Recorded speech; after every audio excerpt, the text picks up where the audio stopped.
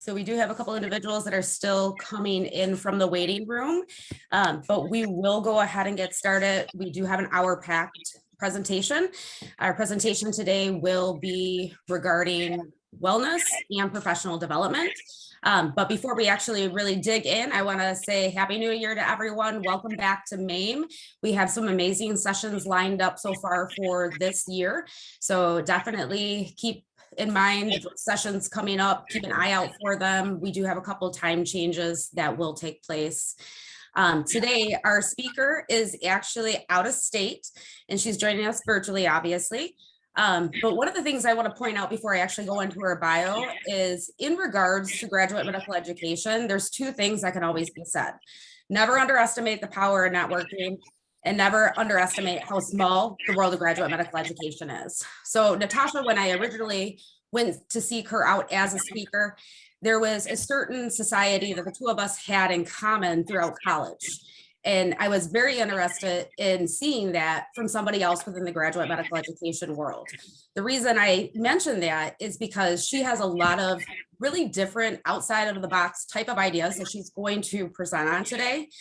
And then the other aspect of which I was saying with graduate medical education, just being a small world, later after booking her, I ended up finding out she also is a part of Tenet. So we technically have the same national director.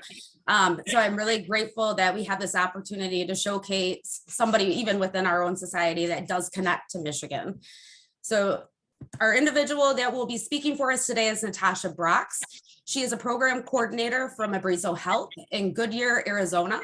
She has been in GME for over 17 years. In her experience of GME, she has been in multiple specialties from urology, transplant, plastic surgery, and is currently in emergency medicine. She is a vice chair for the emergency medicine coordinator group throughout CORD. She is also a member of NSAMA, which once was a local society and now they are a national society, similar to MAME being local. And we're starting to reach out a little more to other areas throughout the United States.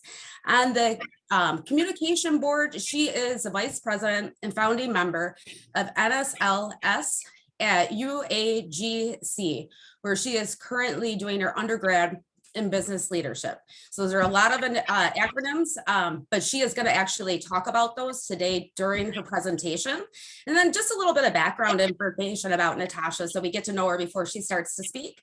Natasha was born and raised in Indianapolis, in Indiana, and she left the cold weather for sun.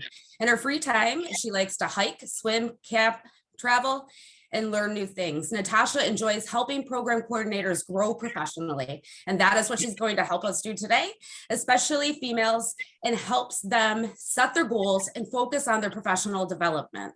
She mentors many coordinators throughout her free time, and we are really grateful that she's here today to present to us on wellness and professional development. The session is going to be broke up into two different segments. So at the end of each segment, hold your questions and we'll break out into a little breakout room within our actual one group so that we can have feedback and answer any questions that you might have for our speaker. So with that being said, Natasha, we're grateful that you're here today. Go ahead, take it away. Thank you. Thank you, Kelly, so much for the introduction. I'm thankful and grateful that we've met, especially how we met. So I am Natasha Brox, as Kelly has said. This is who I am. She did a great job of going through all of the acronyms and what I do and what I've done during this time. So I will not repeat any of it. Thank you so much, Kelly. But I do have a passion for growth, professional growth, personal growth, and helping the coordinators grow in their field, and not just sticking to where they are, but spread your wings and fly. So with that being said, I'll move on to our wellness. So we know that what wellness is, and so our objective today that we're going to talk about as far as wellness and burnout is, we're going to discuss how wellness and how burnout evolved. we're going to learn how to recognize it and how we can prevent it and ways we can overcome it. We're also going to talk about a little bit about Dr. Macklin and who she is, and then learn some tools that we can use to help when we or someone we know is going through burnout. So burnout, here's a definition of burnout. It's a combination of emotional exhaustion, depersonalization. So when you may be going through burnout and not even know it. We don't know the emotion of burnout. You work, but are you giving it your all? You may not want to be or get close to anyone, or even your coworkers, or work alongside them when you are going through burnout because you are exhausted. You're cynical, or you have a negative feeling or attitude towards others. These are all causes that lead to burnout. From burnout, it leads to these causes. So what comes to mind when you think about burnout? These are just some word associations. The Mayo Clinic defined burnout as a state of physical, emotional, or mental exhaustion, combined with doubts about one's competence and work values. So you think about burnout, there's burnout, exhaustion, stress, you have work stress, personal stress, your life balance is uneven. So these are all words associated with burnout, doubts, fears, and coping with your health. So burnout. What is burnout? We know that burnout equals stress, it equals depression, but it also equals moral injury. Now let's think about this for a minute. Moral injury. Moral is when you're concerned with your principles, right or wrong, right? And so the injury is when it's a damage to your personal feelings. So when you think about moral injury, your concern is damaged and you no longer are concerned about anything. You're distressed mentally or emotionally. So that's when you know you're burnt out.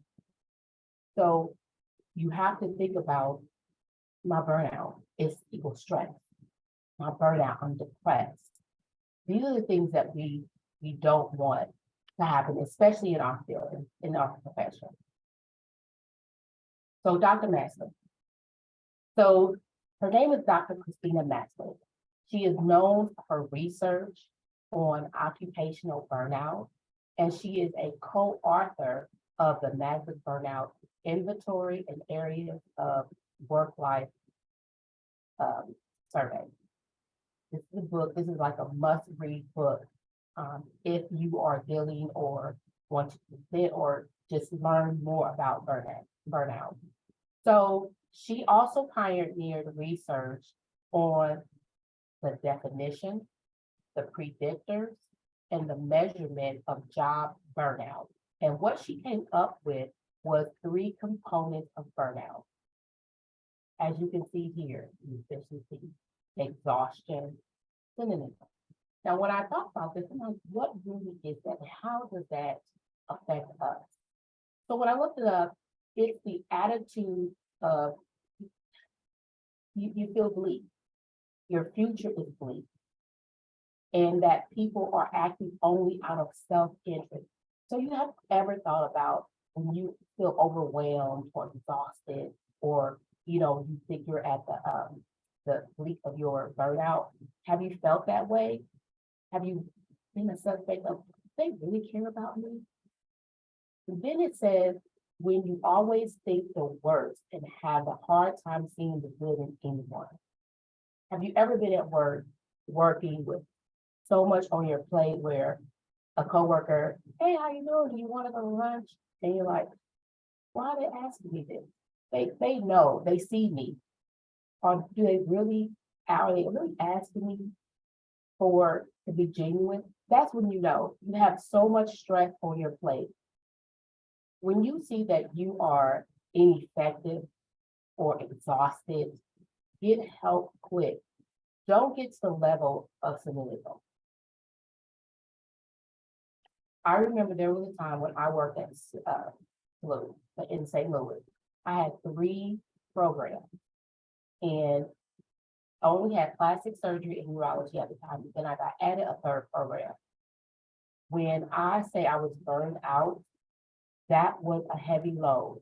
I didn't know I was that burned. I didn't know I was burned out until I picked up my purse and I walked out. And I called my director and I was like, I quit. I cannot do this. I was physically, mentally exhausted. And I was at the point of I don't care about anything. And that's when I knew something had to change. I've never been there before until that day. We did talk, took a program off my plate, but that was like a wake-up call for me. And I knew that I had to do something for myself and my health. So we discussed it, got it off my plate, back to 2 programs, and I could breathe again, but never wait to the last minute because you just don't know.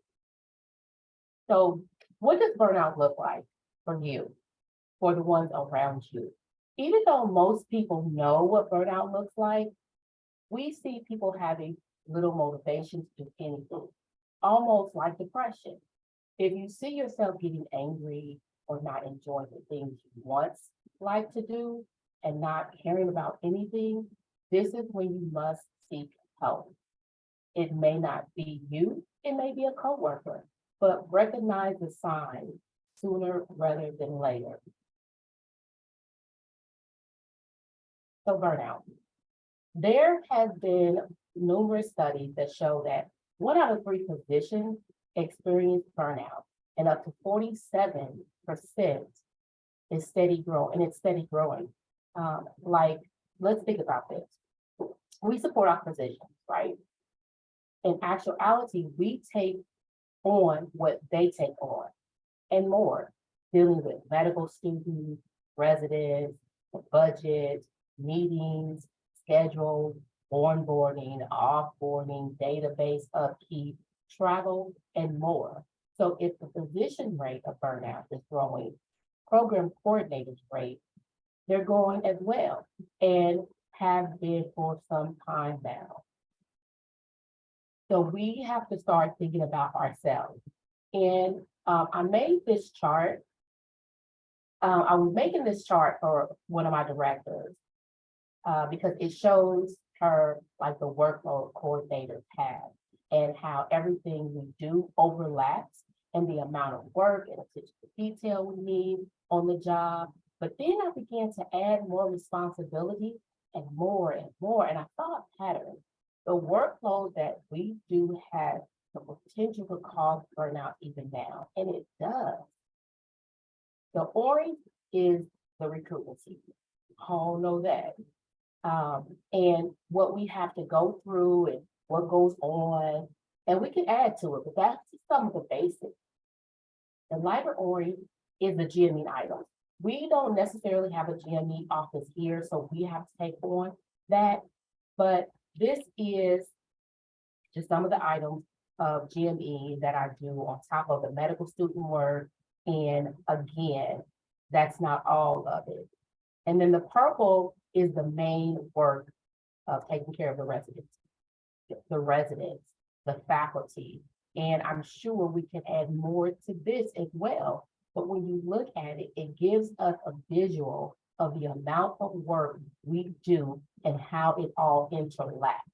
So when you look at that, it's like one on top of the other, on top of the other, and how that can start to crowd on us with our everyday work, with our weekly, with our monthly, with our bi-monthly, with our yearly, and how it just, and that's only a little bit, but how it just comes on us to where when we look up, it can get to us. We can feel the pressure.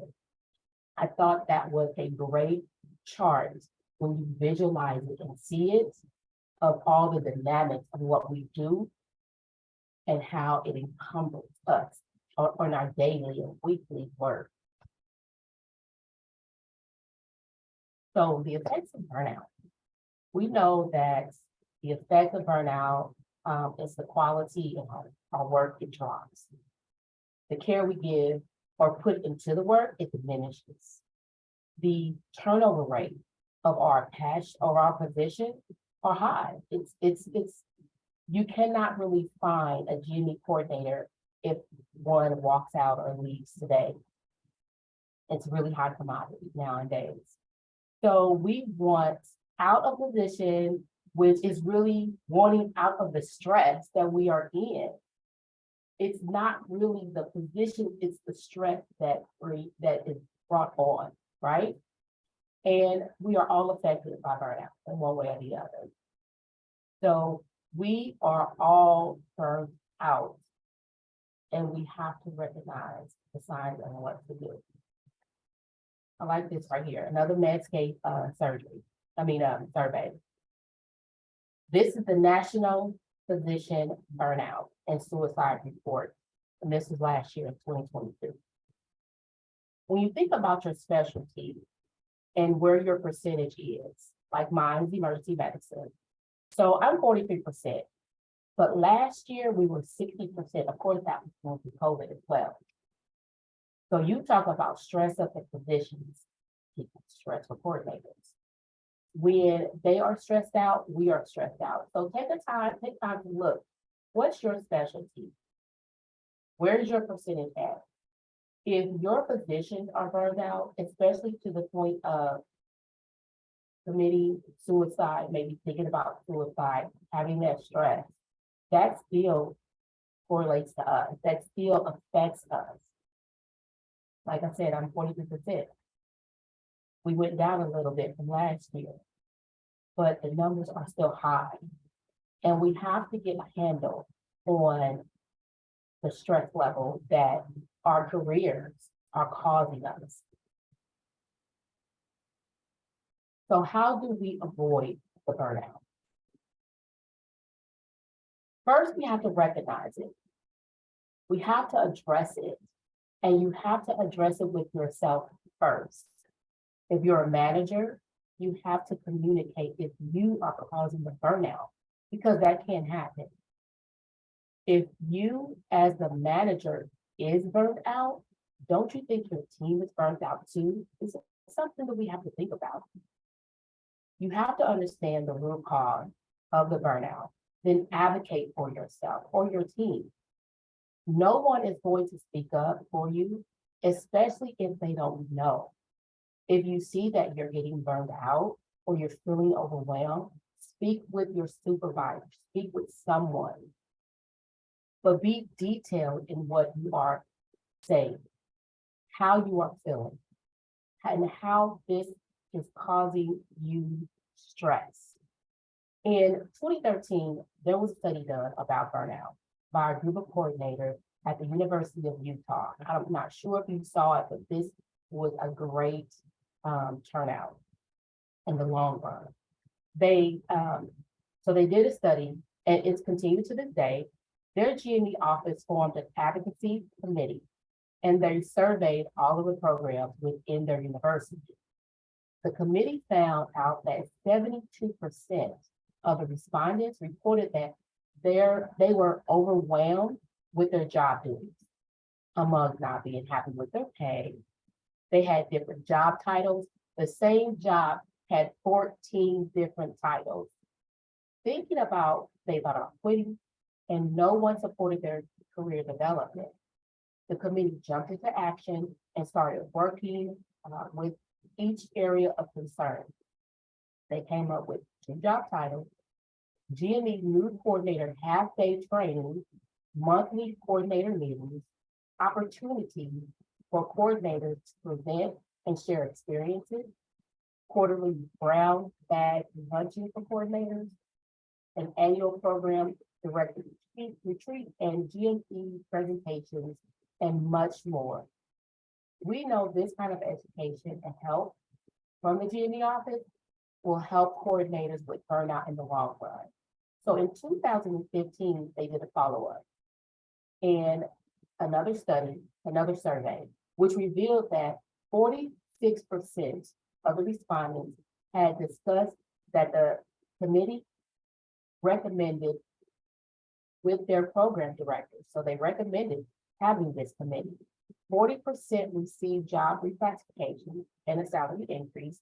100% of those were highly satisfied with their new job titles. 100% of the new coordinators have received the new coordinator half-day training. We know that training, half-day or whole day, that's something unheard of. We usually get thrown into the fire and do the work and learn as you go. And that's stressful. So they made a half-day training for new coordinators, which is a huge deal. 31% reported that their department hired additional residency help. Natasha, sorry to interrupt. I wanted to let you know your slides aren't showing. Okay, Sorry about that. Go on. no. This you're fine. You're fine. This slide is supposed to be there. So the committee improvements have given the coordinators help to advocate for positive change to our workload. The coordinators felt that they had a voice, so this advocate committee made a difference in improving coordinator satisfaction, so their burnout levels over the 2 years started to subside. When your department works with the coordinators, they tend to handle the workload better and provide better quality of work. The turnover rate decreases with the help of the half-day new coordinator training, and the stress levels were down. So they recognized it and they addressed it.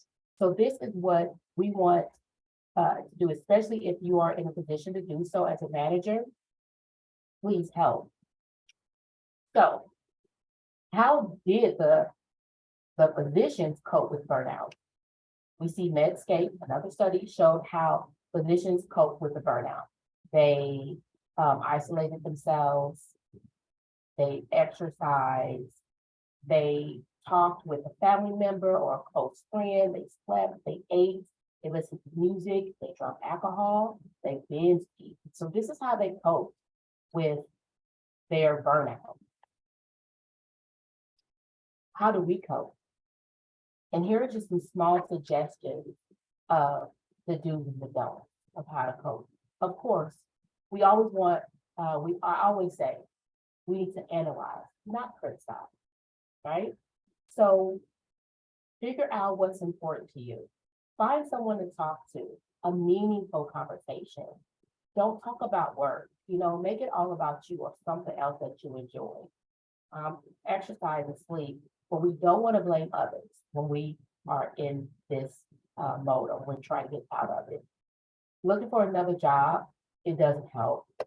Fall into habits of complaining to colleagues. That only not brings you down, but it may bring others down as well. So when I think about a meaningful conversation, I think about it with my family or my kids. I know that when I leave here, I don't want to talk about work. So we plan travel, we go on travel, we build memories together. So that way they can look back and be like, oh, I spent time with her. I didn't spend time with her. And she talked about my job and this, and this happened at work today. Can't believe this happened at work today. That's not a meaningful conversation. You want to release all of that. So look for something positive.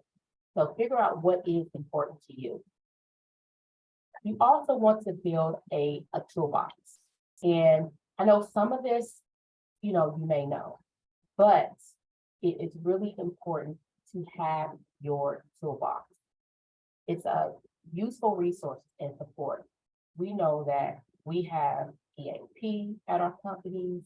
We can use the counseling section, take vacation days. Even though we come back, we may have more work, but get away. It always refreshes you. I know it refreshes me. We can use other wellness benefits. We can use mindful apps, meditation apps, taking a lunch break. Please take a lunch break. One thing that I found helpful was actually blocking off an hour on my calendar every single day for lunch. Because if not, I know this meeting will just pop up. So I'll block that hour off. I'll block off time to catch up on my email so I don't feel overwhelmed. And this is one, this way no one can just add anything on my schedule. And I love that. I have that time framed out for that. And and then it comes up as a reminder. So if I'm really busy, the reminder pops up and I know that I have 15 minutes to complete what I'm doing and get to a stopping point and then go to lunch or do my emails or whatever I have blocked off on the calendar for that day. But I'm taking the time out for me. Do you know the resources that are available to you at your company? If not, go to your HR, go to your company's handbook, because I'm pretty sure everyone has some type of wellness program at their company. And since we pay for it, why not use it? But we want to build on our toolbox. I like you can build stress management, be mindful, get feedback. This is some of the things that we can do. So here's some of the tools that I mentioned. A mindful app. Take care of you. Like I said before, you have to take care of yourself first, especially before you can take care of your program, your faculty, your residents, your medical students. We take care of everyone else. We take care of our doctors, but in our program, but we have to take care of ourselves. We cannot take care of any of those things if we are not okay. If you feel like you're in a situation that your workload is where you cannot say no and taking on more, then this will lead to a burnout. We have to know when to say no. We need to know when to step back and take a vacation or step back and have that work-life balance, step back from taking on new projects or ASAP deadlines. If we are not okay, we will not be okay for our team nor our family. So using the tools will help not only yourself, but others and others that we work around and others that we engage with and others that we are liaisons with and others that we have to help or speak with, deal with on an everyday basis. So use what you have, all of your resources to get the help that you need if you're feeling well and over stressed and burned out.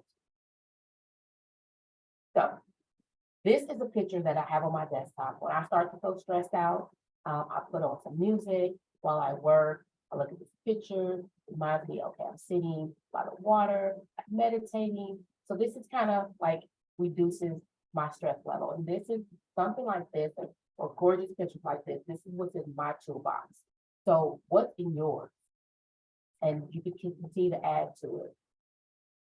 So let me know if you have any questions about the wellness and benefit for coordinators.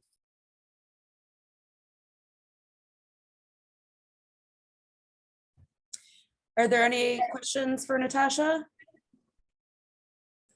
I know we do have some information in the chat, individuals talking about taking breaks. And I think that is a very interesting one, especially in our world, because I'm sure we all can relate to the same common ground of getting breaks. Scheduling breaks are near impossible.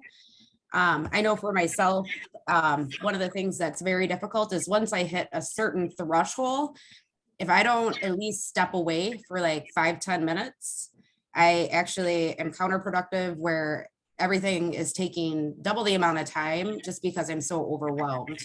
So definitely schedule those times for breaks, even if it's putting something on the calendar. Natasha, what is your thoughts on that?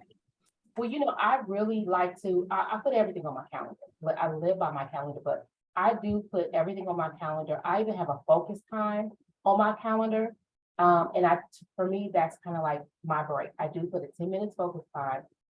In the morning, I may do a lot of work and I feel like, okay, at 11 o'clock, I feel accomplished on a lot of stuff. So I will put a 10-minute focus time on there and then I'll step away. And you have to, I know it's hard.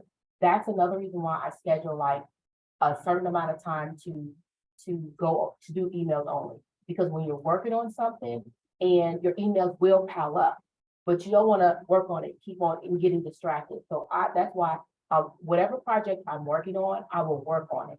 And then, okay, for this hour, I have to do email. So then I'm only concentrated on email. So that way you're not, touching something and coming back. You can complete something, deal with it. In that hour, whatever emails you have, sometimes I'm waking up to like 30, 40 emails. And then do an hour email and then walk away. Do something and come back. But you have to take at least 5 minutes, go get some water, go get a snack, something to break the monotony of the overload that you're dealing with.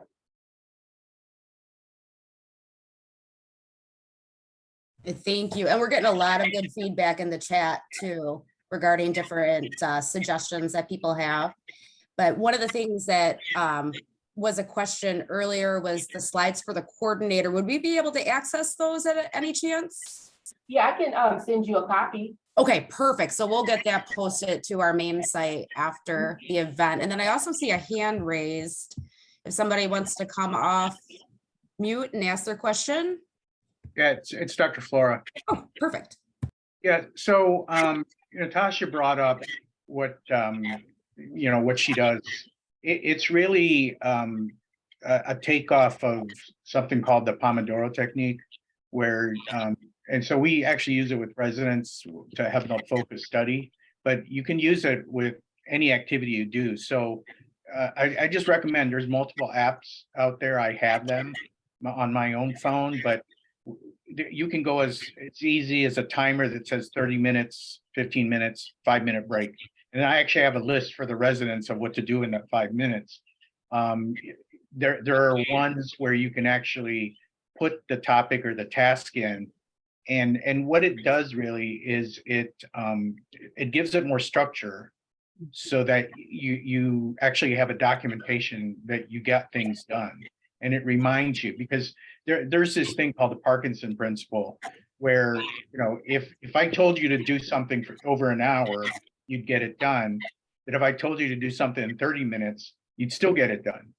Because when you know that time limit, you adjust your whatever speed. But yeah, there's all kinds of apps on there, and I personally use it myself because I get distracted.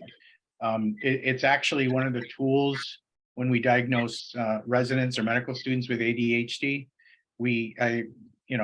All we ask them is to study 1 hour a day, but 1 hour a day, 15 minutes, 5-minute break, 15 minutes, 5-minute break. When you add it up over a week, it is a lot of learning. So Natasha, is doing this, and but there's a whole science behind it. So just want to commend you on bringing that up, because it's very helpful. It truly is. It truly is. When you do that and when you put it in your day, like coordinators, we're 4 different ways, and we have a lot of different distractions. But when you can organize your day like this, I'm very detail organized. So when I detail my day like this, not only do I get a lot done, I don't feel overwhelmed, because I feel like at the end of the day, I have completed a lot. So that's what I do.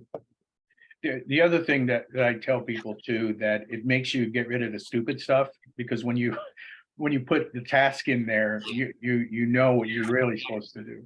Yeah, exactly. You're doing all of the important tasks and not, just the other things. You're right.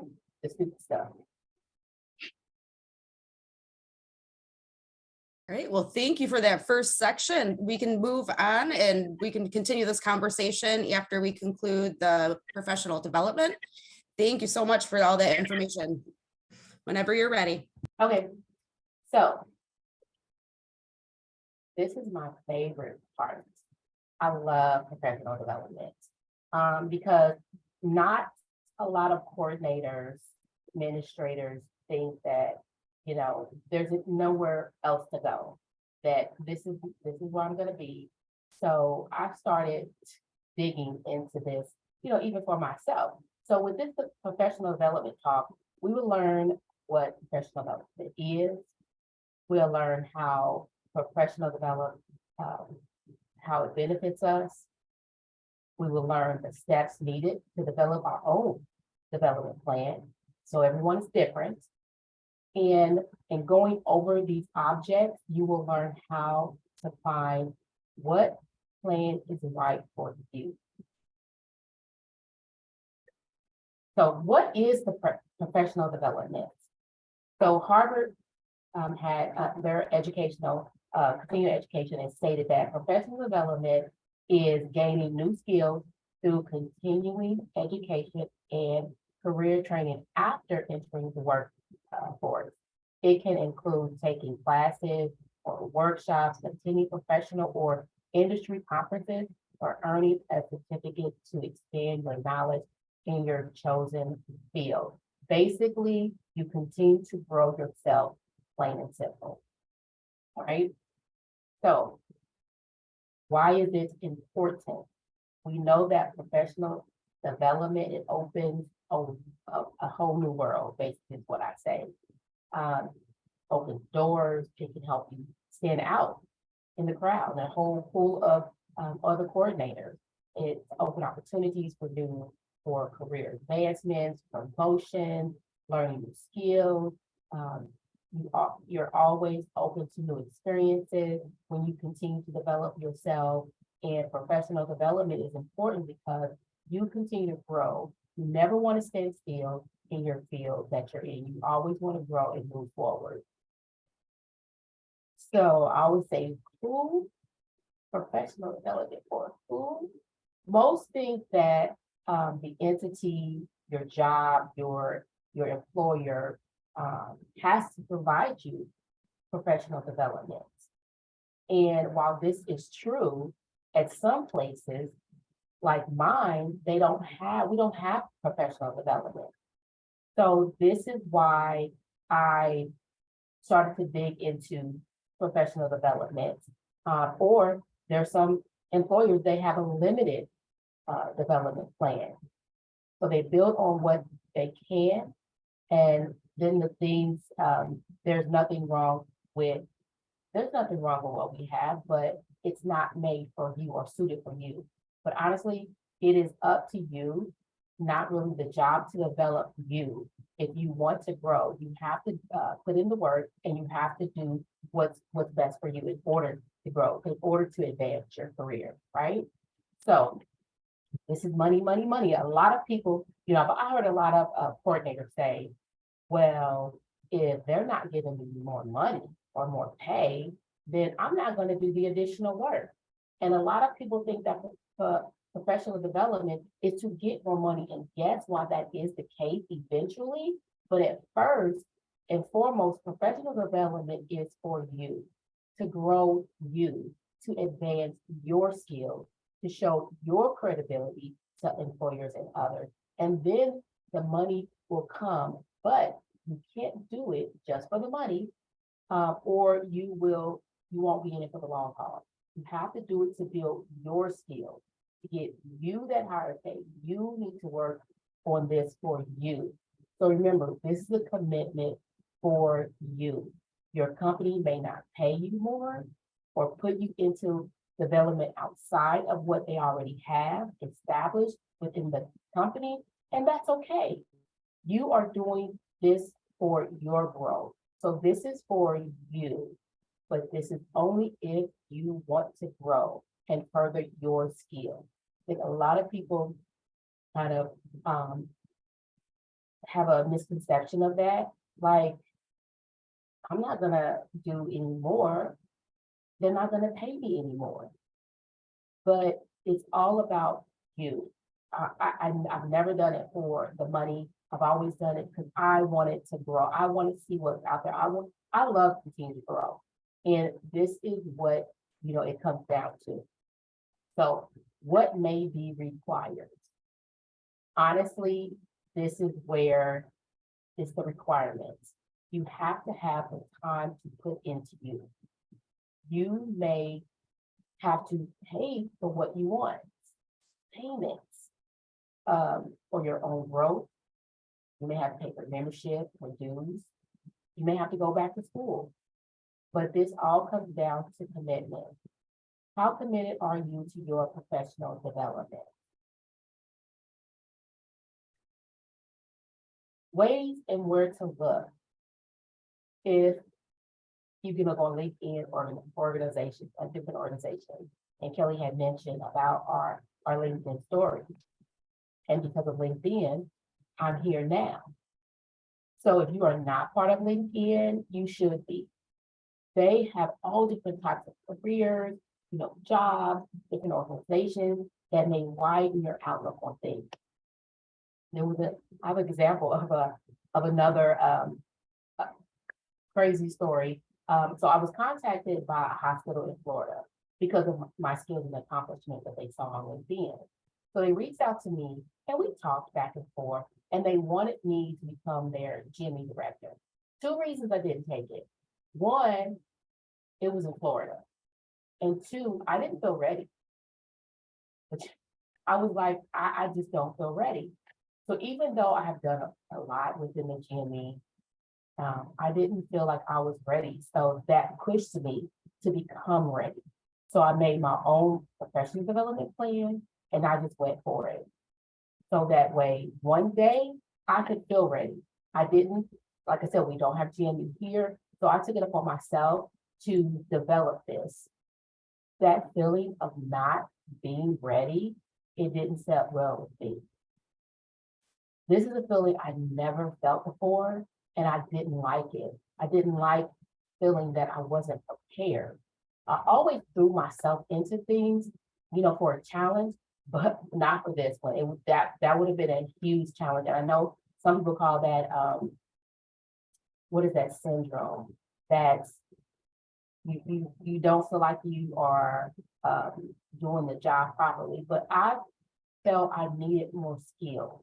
And that's what I've been doing, developing myself. If they were to call me today and ask me if I would do it, I would say yes.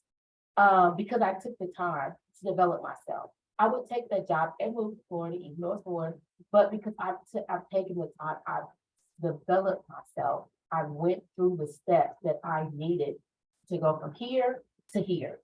So, and that's what professional development is. So you can also look outside.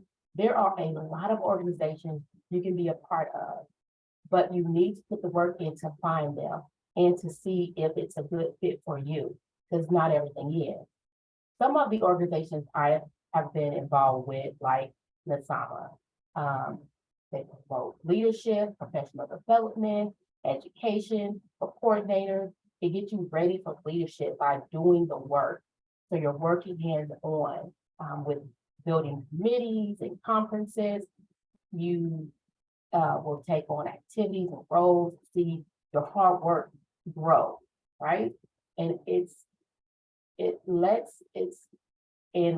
not forget the networking you will be doing with others around the country. It is a bonding experience for sure. You have UCI, they provide practical learning experiences that promote personal and professional success, no matter where you are in your career, no matter what level you're at. They have several courses you can choose from certificate programs in business and management and leadership that have several additional courses within itself. So it's something really worth looking into for sure. Toastmasters, I love Toastmasters. This is a practice of public speaking. It improves your communication. It builds your leadership skills by regularly practicing how to speak. A very great tool, I will say. This is a jewel that you would want to take on. They have great tips and tricks on weekly meetings. These are only some examples of how you can build on you. These are some of my faves and a must. And of course, if you haven't already, become certified. Really take on that step of becoming Tag Me certified. of course, ACGME. Now, I'm not sure if you know, but the ACGME has a lot of different great information and resources for new and seasoned coordinators that can help you grow in your role. But again, it does take time and work on your part to look into the information and go through the pathways. But this is how you grow and develop your skills and knowledge. This is free and worth looking into if you haven't already. I do love the pathways that they have. And this is just some of the ways how to get there. The GME committee, then you go to the program coordinator resource path, and then coordinator for curriculum. Very helpful information that you can do and look into. I do like that. So of course, like I said, college. May have to go back to college or some type of continuing education institution. And if you are in college, NSAMA, NSLS is an excellent program to be in. It's a life-changing leadership program that helps students achieve personal growth, career success, and empowers them to have a positive impact in their community. They have a mentoring course, a committee that helps you through different speaker series, motivational lectures, different goal setting, professional success coaches to help you improve your skills, and so much more. This program has a benefit for leadership skills, and you'll receive a leadership certificate and learn so much more on top of what you already learned. They have a regular leadership, and executive leadership, and an advanced executive leadership portions of different I want to call professional development tasks. So, and you get a certificate and you can frame it. It looks so professional, you look successful, and it helps you build your self-esteem. I know it did for me, especially when I had to put it on a plaque and frame them on the wall. I really felt empowered to continue to grow. I really did. So I really think it's worth taking a look at and exploring if you haven't already. I know that the NSLS, the leadership and success of it really is impactful and helps you to break down like SMART goals. And once you have SMART goals, you tend to use that in everyday life, especially dealing with your job. You go from thinking one way to a totally different way. And when you do that, it's like it elevates you even more on your work. And then people start to see that you're like, you start to really dive into, okay, so I need to do this. And so when you break down those SMART goals, your whatever you're doing is like diving deep into it. Like when you do recruitment, you break down how it can help you be effortless instead of just, okay, 1, 2, 3, 1, 2, 3. SMART goals, if for those of you who know what SMART goals are, you can use it in your everyday life, and it is very, very beneficial in your working career. I would tell anybody to start using that in their professional development. That way they can gain this new skill and continue to grow and advance the career. But of course, everything worth having is worth working for. It's worth putting the time and the effort and the commitment into it. So this is what we have to do for ourselves. And that is the end. Anybody have any questions regarding anything? Yeah, this is Dr. Floor again. I just wanted to mention, because we're teaching it now, we've switched to SMART T goals. So we add an I and an E.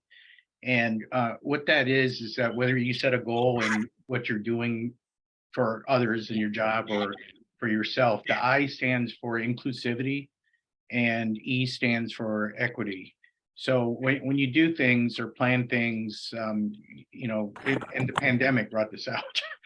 We when we do, you know, things like, for example, if you're coming up with a policy in your program and stuff, there are policies that when you don't take that into account, kind of segregate, you know, residents or medical students. And so whatever goal we're trying to work on, we're trying to teach everyone that, you know, I and E needs to be added to the SMART goals. That's good. That's a great thing. I'm going to add that. I'm gonna take that away from you. It's not mine. Because that is good to add in and to always have in mind and breaking down and thinking when you are doing anything. That's great. And it's big ACGME focus, This right? is- That is true.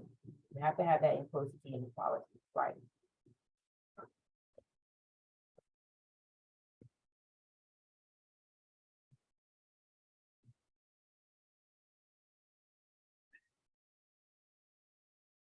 You know, but you know, some of my teams on here, I don't know, maybe Kristen could mention what we did yesterday to kind of show how we really value professional development. Kristen or somebody.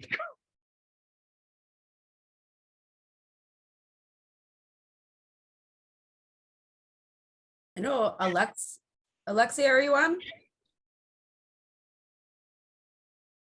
It was really great yesterday, Dr. Flora. I really enjoyed it. I'm here.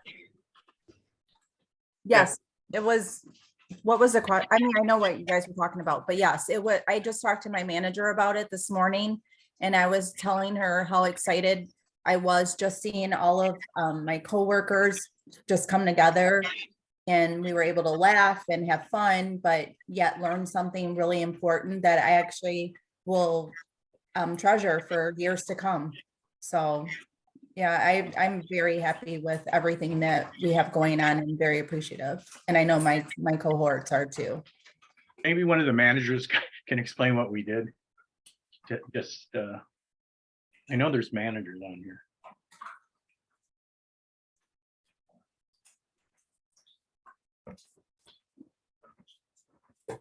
Maybe they did. Kristen, are you on? Well, I guess I'll try to explain it though. They did all the planning. So we started our first system. We didn't, can't remember what we called it, but it was faculty development, but we had an additional arm that was focused on the, we call them APAs, but residency coordinators.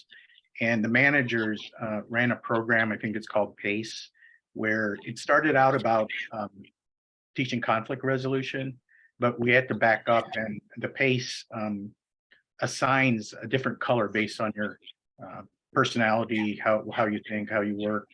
And they divided up into 4 groups based on their color. And they learned a lot about each other. And now that they know about their color, the next step is to do the conflict management, because then you learn how to deal conflict with one of the other 4 colors. And I walked into the room and they were just having too much fun. I'll tell you that. But I think it achieved its purpose. And prior to that, we did, was it 6 months ago, maybe, team steps. So how teams work and, you know, the skills. And part of it is by teaching them, hopefully they teach the residents. But I think the managers plan on doing it every 6 months. Is it I'm something- here now, Dr. Flores. Sorry about that. Okay, I tried to explain my best because you guys ran it. But You did well. Yeah, we had a great day yesterday, and yeah, we'll do a follow-up in April with effective communication through color, and conflict resolution will be the last piece of the PACE palette. And yeah, I think everybody had a great time. We had good feedback for sure. Yeah, and I guess the other thing too, everybody on here, and I tell this to the residents too, when I was president of MAME, one of the strategies was to really use MAME as professional development. So one thing I'll tell you, just kind of tying into what Natasha said, I tell the residents to put other education on their resume. And what you really should be doing is every one of these that you attend, you should be putting it in there. Because as you advance and you're looking for bigger opportunities, these are the soft skills that they look for. Yeah, we're in this job, the ACGME requirements, but what separates you from everybody else? And it's really these softer skills that really matter. So I'm 100% agreement, and it doesn't have to be in education. Like I said, we're teaching them conflict resolution. I think we're not mandating, but requiring crucial conversations now. Are we?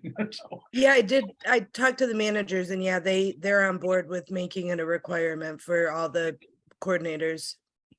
yeah, and then the other thing, we haven't gotten off the ground, but I think on their own, the coordinators are interested in doing like quality improvement, performance improvement activities as part of their growth. And I'm got to figure out how to get it in, but I'm going to teach them how to do quality improvement. It's crazy that you say that, Dr. Flora, because I know like recently I just updated my resume from a resume to a CV. I'm like, CVs are for doctors, but what I've learned is anybody can have a CV, especially when you're in education, because like now, this talk, you can list, I would be able to list it on my CV. And that's part of like the soft skills that you were talking about. You list out the talks, like a coordinator, if she gives a talk nationally, locally, in any society, she can list that on her CV, and it shows one, communication, speaking, public speaking. It shows different qualities that one will look for, and that's also part of professional development. It's building them, higher. So when they put these skills or these lectures or, like you said, research projects, I know I recently one of the Journal of Graduate Medical Education reached out to me to present a piece on business for GME. So I'm looking into that as well, but that could be labeled under like books or abstract. So there's a lot of things that coordinators can do to add to their CV and continue to grow. There's a lot of aspects, a lot of avenues that they can do instead of, because I know a lot of people look at program coordinators or administrators as like glorified secretaries, and we're much more than that. We control a whole program.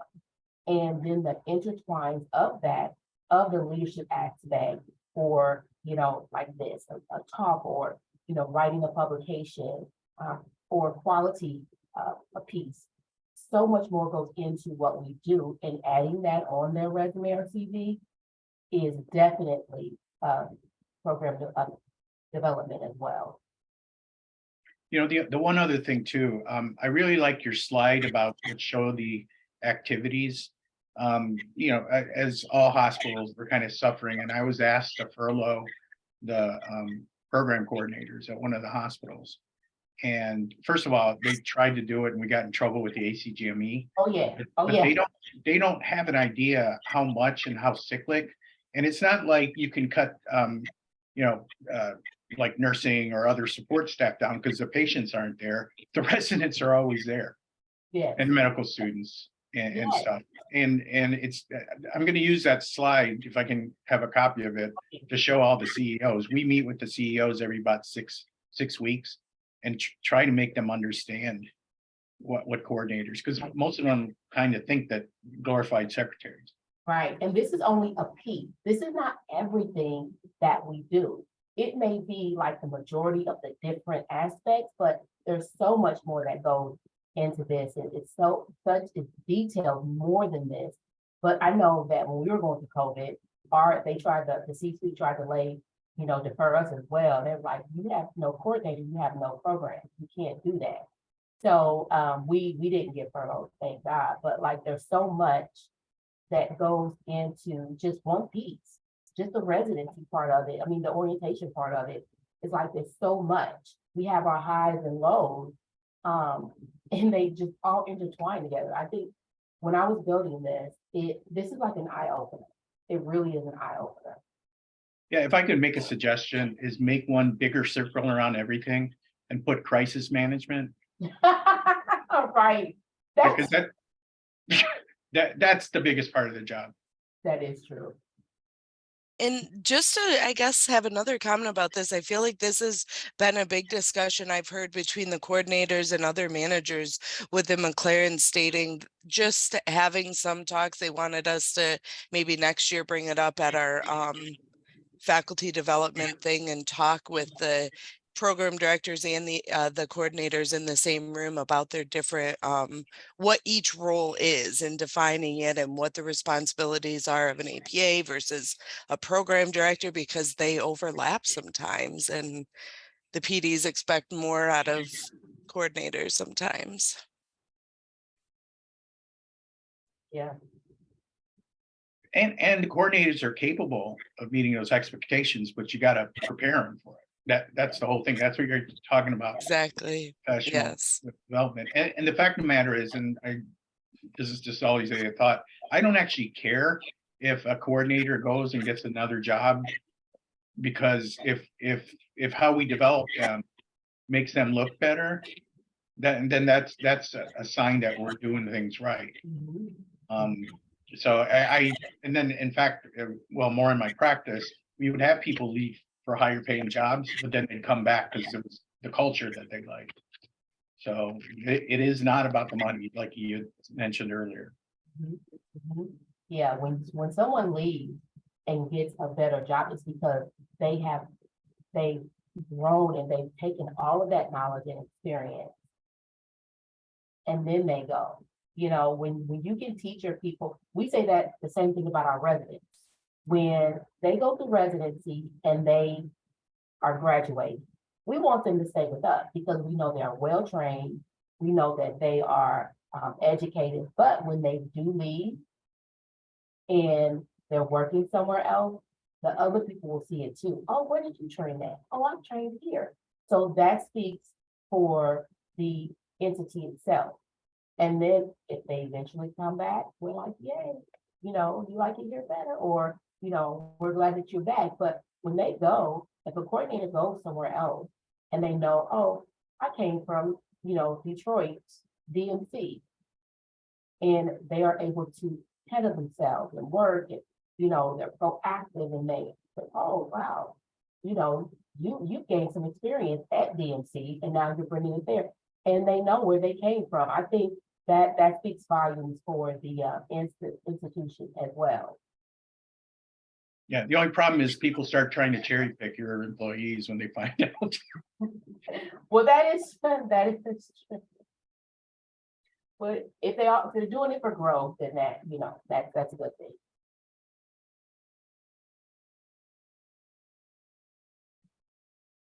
Are there any other questions for Natasha today? And I think we might be getting something in the works to have Kristen come out and actually speak about that presentation or the project that she has going on at McLaren. So we're excited about that. So stay tuned. And I've been inboxing her as everyone has been asking her questions as well. But Natasha, you did an absolutely amazing job. I really appreciate your time today. Thank you so much. Such a different spin with many outside of the box type thinking ideas, and definitely hit every box we wanted to check today. So thank you so much. You did an excellent job, and good luck with the rest of your presentations this year. So, and I'll send the slides over to you, Kelly. Thank you. Thank you. And then for members, just a couple of heads up. I know we're over time, but I just wanted to point out the newsletter will be coming out shortly. We also have the resident salary survey coming out that will be hopefully in the next week or two. And then in regards to boards, like the board members, it's that time again. So stay tuned. More information will be coming regarding that. And again, just as a final reminder too, these sessions can be used for TAGME qualifications for those CE credits. So if anyone, or even our speaker today, Natasha, yourself, if you're looking to be a TAGME certified or a mock, because I know you already have your TAGME, this could definitely be one of the items that would take an hour. So of that credit, like eligibility time period. So just wanted to point that out as well. If there's no more questions, we'll end for today. But once again, thank you for everyone that attended. I hope you got a lot out of this. I know I did. So thank you very much. We greatly appreciate it.